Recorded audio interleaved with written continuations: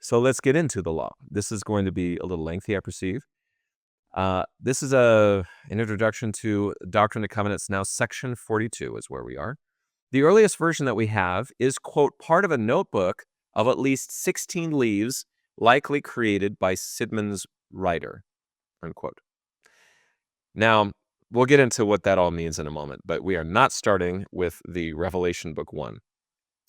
But this is, I won't say probably, to this point, the most well-documented revelation that we have in the Doctrine and Covenants. So leading up to this point, there are copies of this thing flying all over the place, and they're everywhere. In this particular case, we get it from just a notebook of about 16 leaves of independent paper, by the way. Source note for this: of the many extant versions of this text, the writer manuscript is likely the earliest, save the incomplete version found in Revelation Book 1. According to a letter filed with this manuscript, this document, with several other manuscript revelations, was donated to the church historian's office in the early 1960s by a descendant of Sidman's writer. The rolled-up papers were discovered by the writer family in 1958, having presumably been held by the family since writer obtained them circa 1831. Further to this, running along the left edge of each recto are 8 small holes likely used for sewing the booklet together. Based on comparison of the cuts and tears of the pages, these pages, along with copies of Articles and Covenants circa April 1830, what we now call Doctrine and Covenants section 20, and Revelation 23rd of February of 1831, which is sections 42 but 74 through 93, so we'll get to that in a second, kind of the second part of it, were part of a notebook of at least 16 leaves, likely created by Sidman's writer. It is unknown when these pages were removed from the notebook. So something that, if you ever do read the Joseph Smith papers, they're going to talk a lot about verso and recto. And here's a picture of what that means.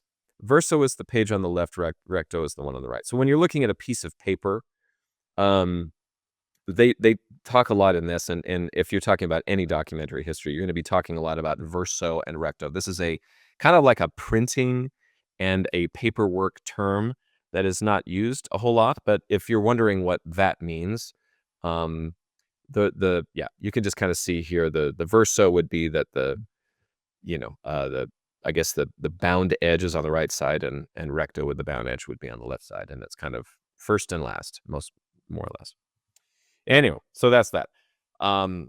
Why did they do this? Why is Sidman's writer the guy here? So Sidman's writer likely supplied a copy of this revelation to the Western Courier in Ravenna, Ohio, which first published it in the 1st of September, 1831 edition. So that's the actual original copy. Revelation Book 1 is a less complete copy. So Revelation Book 1, there's 2 parts to this. The first one that you get is called The Laws of the Church of Christ. There are some grammar changes in verse numbering that happens in the hand of W.W. Phelps. There is a major difference here that was never published that you may have noticed by now, and it is that section 42 was originally a question and answer format of this document. Okay, so that means that there would be a question, and then they would answer the question, and that went on. There was 5 questions, and that is what they would use. Now, in Revelation Book 1, those are all scratched out in the hand of Oliver Cowdery. So, and we just know that from the history mostly and some forensic evidence. But you get verses 1 through 73 as we have it today. Is this first revelation. There's also a scrap of paper adhered to it that contains more verses of it. It is written in the handwriting of Oliver Cowdery. It is adhered to what is called page 67 in Revelation Book 1. And so there's kind of 2 parts to this. And even then, you don't have the entire section 42.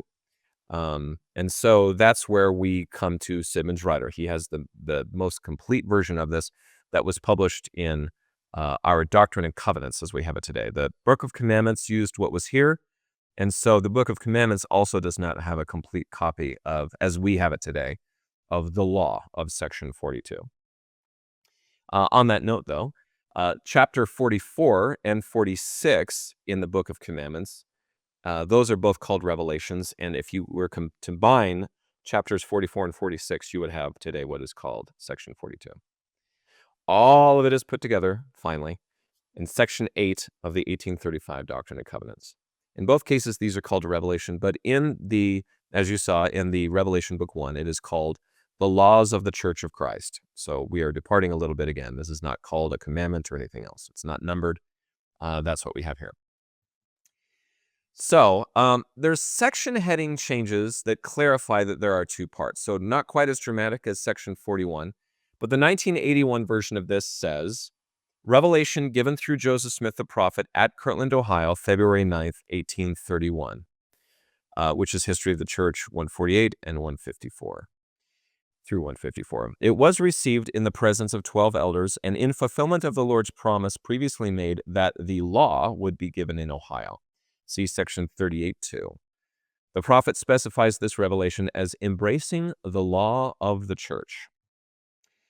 The 2013 edition of this is a little different. It says, revelation given in two parts through Joseph Smith the prophet at Kirtland, Ohio, February 9th and 23rd, 1831. The first part, consisting of verses 1 through 72, was received in the presence of 12 elders and in fulfillment of the Lord's promise previously made that the law would be given in Ohio. See section 38.2. The second portion consists of verses 73 through 93. The prophet specifies this revelation as, quote, embracing the law of the church, unquote. So a lot of introductions here. Circumstantial introductions get a little fun because we even get one from an anti-Mormon source, which I think is kind of fun. So we're going to go into that too. So the earliest version that we possibly get, which is Ryder's Papers, says, quote, the laws of the Church of Christ, Kirtland, Geauga, Ohio, May 23rd, 1831, a commandment to the elders. Revelation Book 1 gives us the laws of the Church of Christ received in Kirtland, Geauga County, state of Ohio, in the presence of 12 elders, February 9th, 1831. The next one, and I just couldn't stand it. The next one that we get is from Mormonism Unveiled. So this is not a positive tract. This is a book which was more or less anti-Mormon and sort of revealing the evils of the Latter-day Saint movement, according to them. It says this: their common stock principles appear to be somewhat similar to those of the Shakers. And just side note, that is where Edward Partridge came from, so it makes sense. Each one, however, is allowed to manage his own affairs in his own way until he arrives in Missouri. There the bishop resides. He has supreme command in all pecuniary matters, according to the revelations given by the prophet. The one relating to this branch of business reads in these words, if thou lovest me, thou shalt serve me and keep my commandments, and behold, thou shalt consecrate all thy properties, that which thou hast, unto me, with a covenant and a deed, etc., and so forth. So that's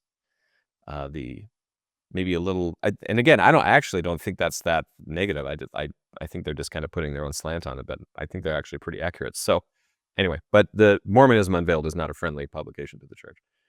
Okay. Painesville Telegraph strikes again, and it doesn't say much about it. It just entitles it Secret Bylaws of the Mormonites. So if you're wondering what our secret bylaws, or maybe even what Mormonites are, read section 42. That's from the Painesville Telegraph. John Whitmer's history gives this introduction. It says, behold, after this revelation was received, the elders were called together and united in mighty prayer, and were agreed as touching the reception of the law. Therefore, thus saith the Lord. And section 42 comes. It's actually kind of brief. And I feel like John's kind of merging it with section 41, which makes a lot of sense. The manuscript history gives us this, quote, on the 9th of February, 1831, at Kirtland, in the presence of 12 elders, and according to the promise heretofore made, the Lord gave the following revelation, embracing the law of the church, which is where the section headings are getting that from. That is from the manuscript history of the church. So now let's get into Documents, Volume 1, the historical introduction to this section. We get this. We get a lot. It says, Joseph Smith himself relocated to Ohio, and immediately after his arrival in Kirtland, the church received on 4th of February, 1831, the revelatory promise, "By the prayer of your faith you shall receive my law, that you may know how to govern my church." Less than a week later, on 9th of February, Joseph Smith dictated the revelation featured here during the course of a meeting of 12 elders who were called together and united in mighty prayer. John Whitmer titled it, "The Laws of the Church of Christ." Further to this, there's a lot of copies of this out there, and that's kind of explained by the Joseph Smith Papers group. It says, outside of Revelation Book 1, there are few extant manuscript copies of most of Joseph Smith's early revelations. The 9th of February, 1831 revelation, however, is an exception. 5 early manuscript copies survive. This was one of the earliest revelations to be published. It was printed in part by 2 Ohio newspapers only a few months after its dictation. The most complete version of the revelation presented here is in the handwriting of early church member Sidmund's writer, and was possibly created on the 23rd of May, 1831. The date Ryder inscribed on the manuscript. This is likely the earliest of the 5 early surviving manuscript, although it is possible that the partial copy found in Revelation Book 1 was recorded first. So this is an example of, just from an editorial perspective, the earliest, most complete copy wins out, and that's why it's in Documents Volume 1. But there's a good chance that what we get in Revelation Book 1 is earlier, but it's just not complete. The question might arise if you've been, if you're super into this. So like the Articles and Covenants, for example, was a combination of several revelations, and it was a living document. So they were going around and changing things as it went, which was fine. So maybe a little less of a revelation, or I take that back, maybe a little less of an individual revelation and more of a group revelation, which is good. So do we get that here? It would make sense if we did. Is it an amalgamation of texts? So we get this from the historical introduction. Although it is unknown whether the initial writing captured the text as a single document, early manuscripts confirm that the individual answers were originally understood as separate commandments. For example, when John Whitmer copied what he titled the Church Law into Zebedee Coltrane's diary, he only included the second section. And in September of 1831, local newspapers published the first and second sections as the law.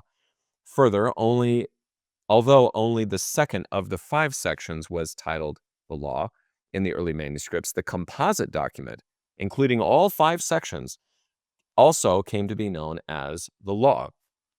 When the revelation was published in the Book of Commandments, it was introduced as a revelation given to 12 elders assembled in Kirtland, Ohio, and also the law for the government of the church given in the presence of the same. By describing the revelation in 2 parts, the heading suggests that the 2nd through 5th sections of the text were considered together as the law. It was considered a living text. It was open to some editorial changes, as we've seen before. So how many copies of this thing do we have? We were talking about all that we have to this point. So we have we have Sidmund's writer's document, Revelation Book 1, Revelation Book 2. We have the Book of Commandments. We have the Doctrine and Covenants. And it's also all over the place. It's found in John Whitmer's history. We've already talked about that. Of course, it's found in the manuscript history. It's also published in the Evening and Morning Star. It is published in but it is written in Sidney Gilbert's journal. So there's a copy over there that we can read. Mormonism Unveiled, which was kind of an anti-Mormon book. It's published there. Zebedee Coltrane's diary, which for some reason is written in the handwriting of John Whitmer, also has a copy. Orson Hyde and Samuel Smith had a notebook that they shared, and this revelation shows up there. So there's a lot of early extant copies. So just to kind of give you truly what, how many of these that we have, where they are. And I would like to think that the church over the years, I don't know this for sure, in publishing this in modern times, maybe pulled from all these sources just to make sure they had it all. I don't know. But there's a lot of early copies to choose from. So very lucky that way. So the historical context for the rest of it. So this is verses 74 through 93. So 1 through 73 is in Revelation book 1. In a section of Revelation book 1. Then we get a scrap of paper. Then there's some stuff that's not quite working. Anyway, Simmons Writer has the entire thing. So there is a separate document in the Documents Volume 1 that talks about this, and it says, for its historical introduction, after this revelation was dictated, the law comprised 8 sections in all, 5 received on the 9th of February and 3 on the 23rd of February. Of the earliest extant copies of the law, only the Simmons Writer copy, the version featured here, which is the rest of it, includes all 8 sections. It separates the 9 February revelation from the 23rd February revelation by including the date and the introductory heading between the 5th and 6th sections. The version found in Revelation Book 1 includes the first 5 sections, dictated 9th of February, as well as a loose leaf containing only the 8th section, or final paragraph, of the 23rd February dictation. Some later published versions also exclude the first 2 paragraphs of the 23rd of February revelation, possibly because those sections seems to summarize the content found in the first 5 sections. Textually, only the 8th and final paragraph in this document employs the divine first person, which is possibly the reason it was the only portion of the 23rd February revelation to be copied into Revelation Book 1, sort of speaking from the Lord's perspective, if you will. So I'm talking a lot about sections. You might get lost here. So what I have done is taken from the content of these revelations the 5 questions we're talking about and the answers that you get. I'm summarizing that for the sake of time. But again, this original revelation was done in a question and answer format. So getting into the content and some of the footnotes here, here's what you get. And this is how I'm going to go through it, just by questions. So this is the major change for the document. You don't read this in any published version. And so it's very special to what we have here. Now, not all the questions are in all the copies. So this is where we have to sort of gather everything together again. So the first question does not exist in the Writer copy. This thing we're touting as the original most complete does not have the first one. Revelation Book 1 does have it. It says, first, shall the church come together into one place or continue in separate establishments? In response to that, you get elders need to assemble together. You start getting called on missions 2 by 2. That's another thing, something the church still does to this day on missions. Build up the church until the New Jerusalem is revealed.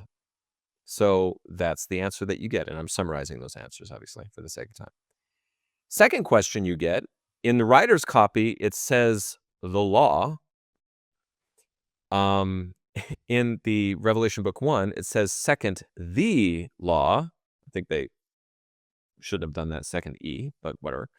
So then we have to go all the way over to Sidney Gilbert's version that he put in his journal, which says, question second, the law regulating the church in her present situation until the time of her gathering. Answer. And then you get the answer, which is, in summary, people must be ordained. They have to use the Articles and Covenants. And then we get into a list of 10 Commandments style literature to read here. It says, thou shalt not kill, steal, lie, lust, commit adultery, speak evil of thy neighbor. Those are all in there with accompanying punishments and things like that. Very Old Testament style language there. Then it talks about properties going to the bishop.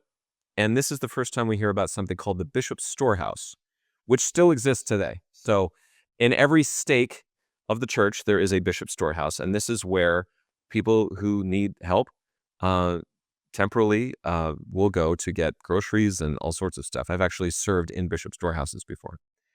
There's also command to not be idle. And what I would term some training on how to serve in missionary duty. Like, what does that mean? Meaning you are sent forth to teach, not really to be taught, right? These are, you're going to teach out of the Bible and the Book of Mormon, like things like that.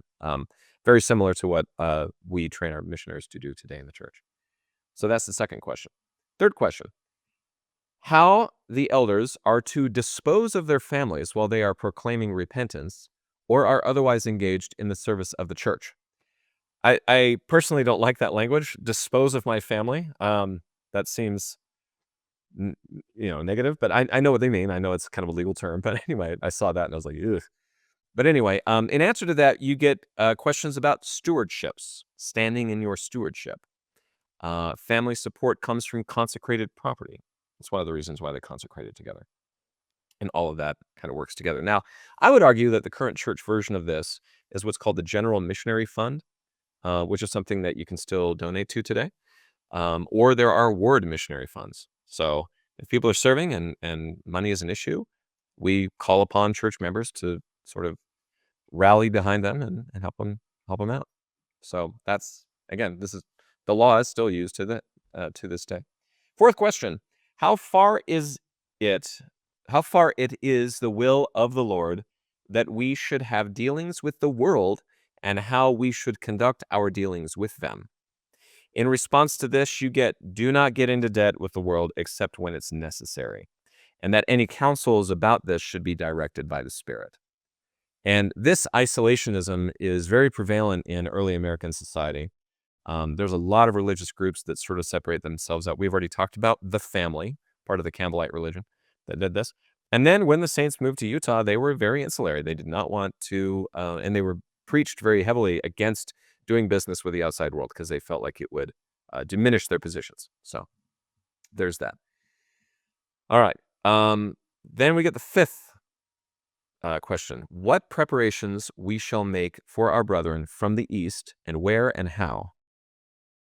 And basically it says, assist the bishop to obtain residences and gather close together. They wanted to be in close proximity to each other. And I would suspect that's one of the reasons why Joseph Smith and his family stayed as close into Kirtland as they could. So that was a lot. So those are the 5 questions, and that's what you don't get to see anymore. So that's kind of interesting. Again, all available on the Joseph Smith paper, so none of this is a secret, but you can go to the website and find it for yourself.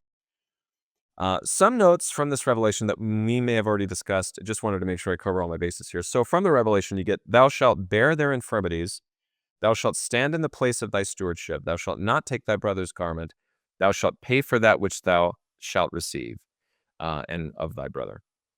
The footnote to this, footnote 24, says, John Whitmer, who visited the Morley family, this is the family we were talking about, wrote, quote, the disciples had all things common and were going to destruction very fast as to temporal things, for they considered from reading the scripture that what belonged to a brother belonged to any of the brethren.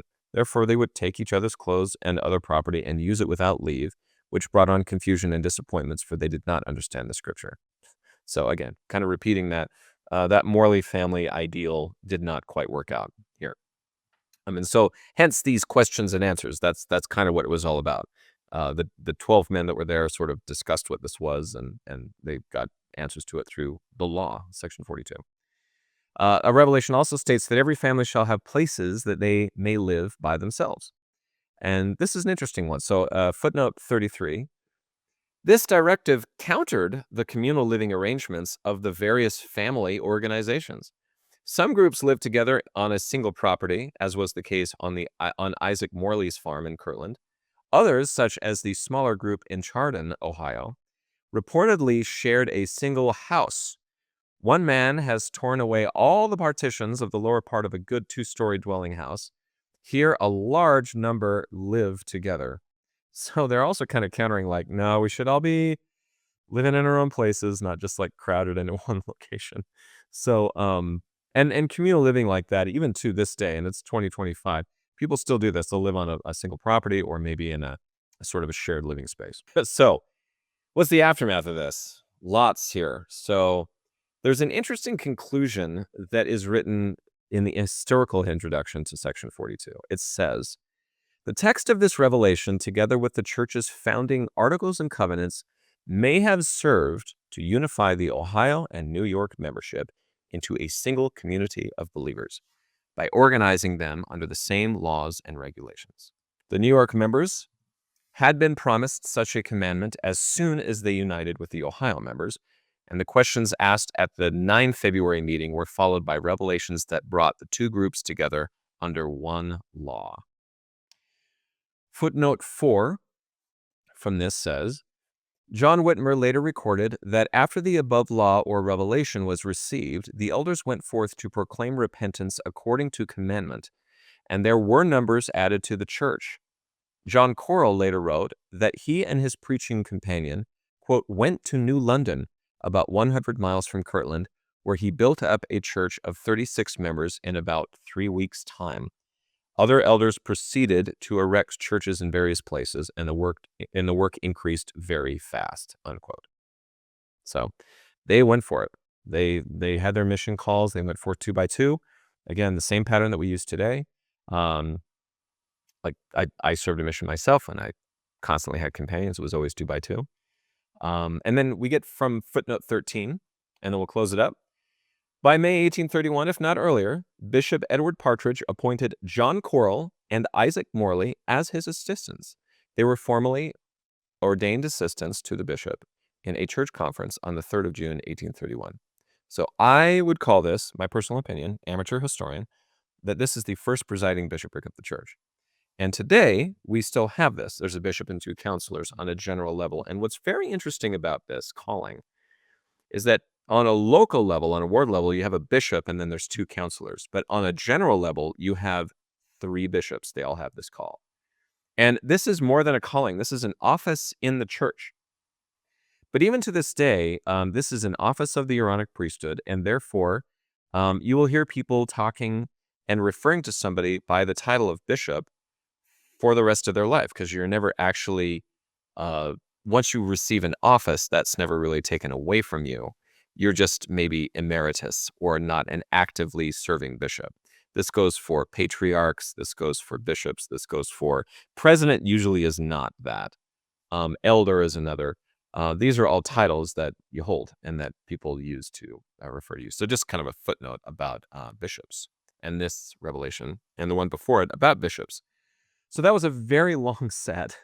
I hope that was nice for you. So again, this is one of those really big revelations that covers a whole host of things. Tons of copies, lots of introductions to it. I hope I wasn't too much all over the place. There's just a lot of things to cover. In our next part, we're going to go after sections 43 and 44.